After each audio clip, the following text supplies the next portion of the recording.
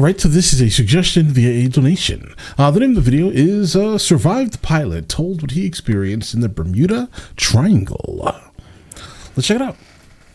Is there a place on Earth with more myths than the Bermuda Triangle? The most mysterious part of the ocean from where many don't return. It's a zone of anomalies, a hideout for aliens, various military experiments, a portal to another dimension.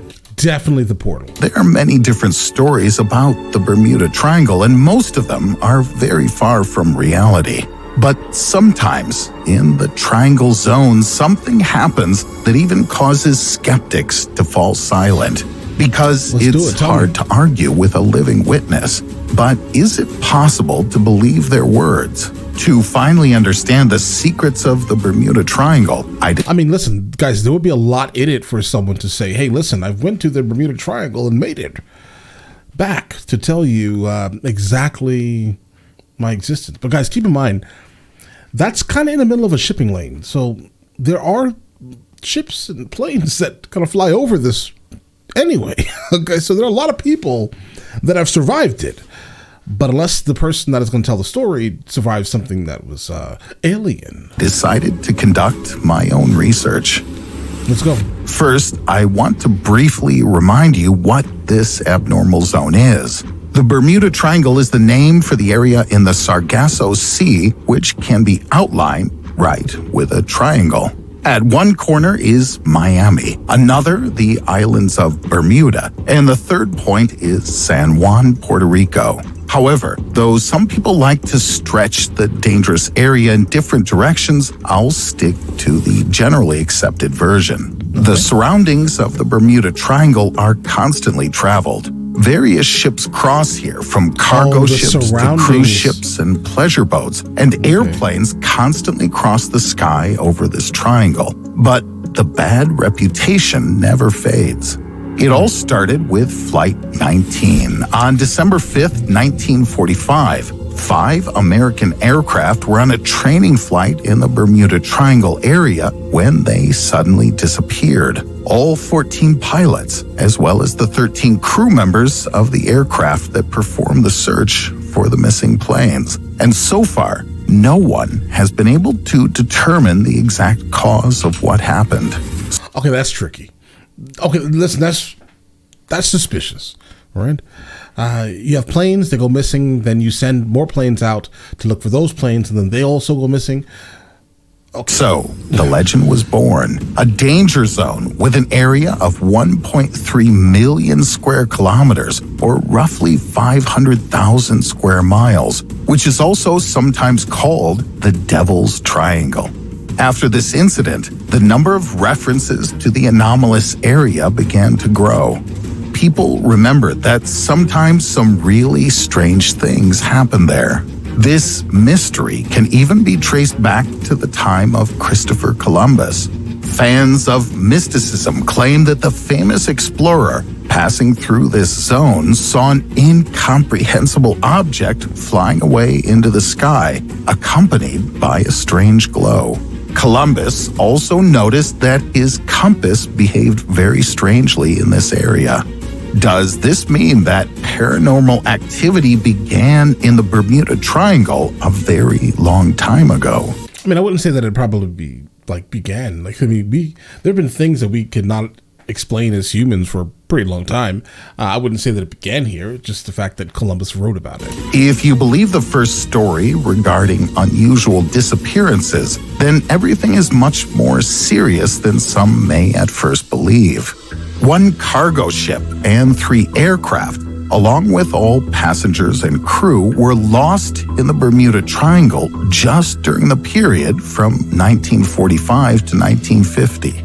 And this is not counting the case of Flight 19. In fact, there are many such examples. Incidents in the Bermuda Triangle even have their own Wikipedia page. The influence of the triangle even extends onto land. In 1969, 2 small lighthouses on the tiny island of Great Isaac Cay completely disappeared. Neither they nor the bodies of those involved were ever found. True, Tropical Storm Anna swept nearby during the same period. Are these events connected? I have no doubt. But the mystical Probably. events of the Bermuda Triangle are most certainly not always without witnesses. Along with more than 900 dead, there have been 19 survivors. I think most of them will not be able to tell us much of anything. Too much time has passed. But there's at least one person in the world who's ready to share information about this mysterious place. And this person is not just a theorist. He experienced abnormal activity himself and managed to survive. His name is Bruce Gernon. On December 4th, 1970, Bruce, along with his father and his business partner, took off from the island of Andros, heading for Miami Beach. It wasn't his first time making this flight, and everything went as usual. The trip should have taken about an hour and a half. Bruce was piloting a Beechcraft Bonanza light engine aircraft. Immediately after takeoff, he noticed a small cloud.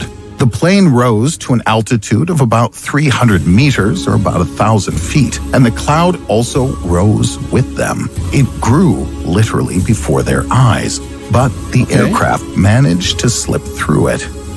After 10 minutes had passed, and at an altitude of 3,505 meters, or about 11,500 feet, another cloud appeared. It was so large that Bruce again had no choice but to fly directly into it. Right. Everything around immediately turned black, although there was no rain.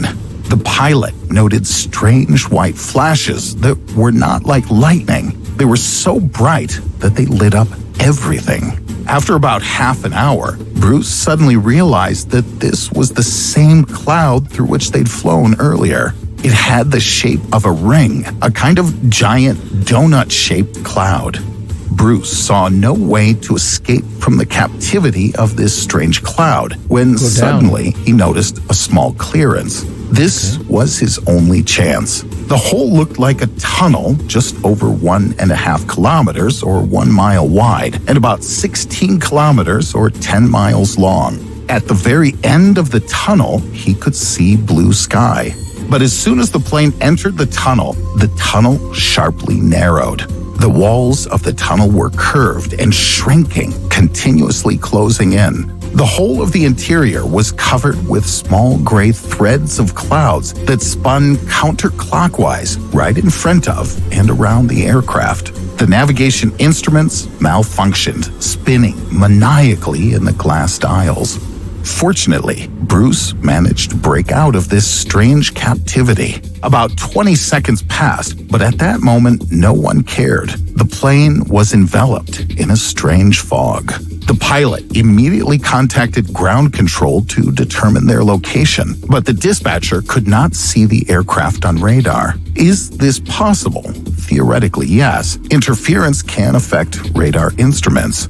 But what happened next scared everyone, including Bruce himself. Happened? The dispatcher suddenly announced that the plane was already in the sky over Miami. Let me remind you, this flight usually takes about 75 minutes, but only 47 minutes had passed, a little more than half the time. Bruce's plane couldn't have accelerated to such a speed. The design of the aircraft simply didn't allow for such a thing. Gradually, the fog cleared and the pilot saw that he really was above Miami. Returning to the ground, Bruce checked the amount of fuel used and the clock. Everything looked as if the plane had suddenly teleported from one point in space to another by itself without the help of engines, as if the plane had gone through a portal. I agree, this all sounds completely unbelievable. Listen, it sounds absolutely fantastical, right? Do I believe the story? I don't know. Not sure. You told it very well. I mean, your storytelling ability is absolutely amazing. Right? You caught me. You grabbed me. I'm on the edge of my seat here. Does the story sound real, though, guys? No, not really. There could be a lot of things that he could receive from this, like the fact that we're talking about him now, right? It sounds too amazing to be true, guys. However, the news of the strange journey quickly spread through the media, And later, Bruce even published a book regarding his theory of what had happened Oh, on that fateful monetary day. gain. In his opinion, the electrically charged fog surrounding the plane was to blame for everything. Professor David Pears agrees with Bruce. The fog formed between two areas of lower and two areas of higher pressure over Florida. Usually, such zones create powerful thunderstorms, but it's not due to just this alone. The ionized air, which creates that eerie fog, also disabled the compass, according to the professor. But what about the appearance of the aircraft having somehow moved in space? This apparently can be explained by dark energy. This form of energy, existing so far only in theory, is responsible for the accelerated expansion of the universe. Some researchers believe 1 second, guys. responsible for the form of energy, existing so far only in theory, is responsible for the Okay, I think what he's talking about here is like when the Big Bang happened, right? There was a time, I guess, where, for example, let's say if everything happened right here, right? There was a time where the speed of light was altered so drastically that it basically spit out everything, and then like it's like breathing out almost, right? Big Bang, then it spits out everything. Then you start to breathe normally, right? But I guess what I mean by this is trying to make something that doesn't make any sense make sense here, guys. The Big Bang, okay, yeah, spits out everything super fast because basically at the time when the Big Bang happened, the speed of light was not what the speed of light is now, right? And this is kind of what I'm saying here. It basically exhaled everything and then stopped. Right? Everything's still moving. Like we're still moving right now really fast through space still, right? But there was a time where I guess they're calling it dark energy, where things were moving much faster than normal. I think maybe that's what he's referring to. the accelerated expansion of the universe. Some researchers believe that dark energy can be used to create a special engine, allowing us to travel huge distances in fractions of a second. Yeah, like I think if we're going to be able to actually transfer, like not transfer, but go to very far away distances, we need to go faster than the speed of light. And we know the last time that we've been able to go faster than the speed of light, in a sense, was when the Big Bang occurred momentarily, right? For that basically that exhale, right?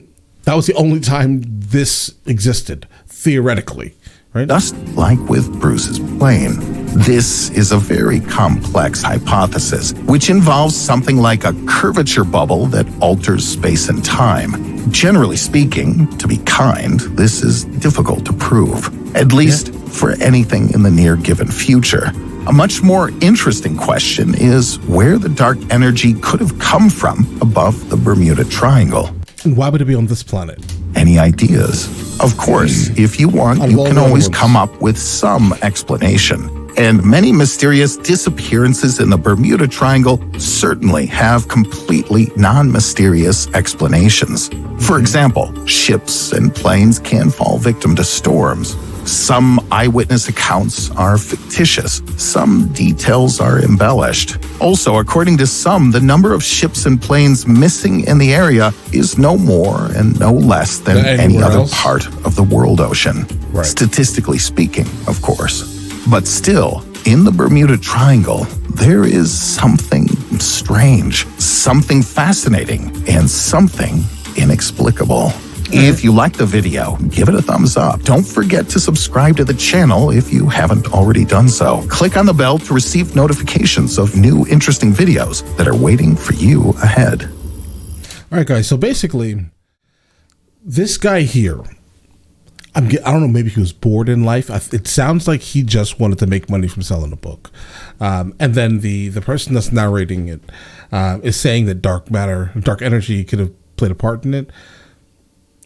I just don't know why the dark energy would be exclusively there, right?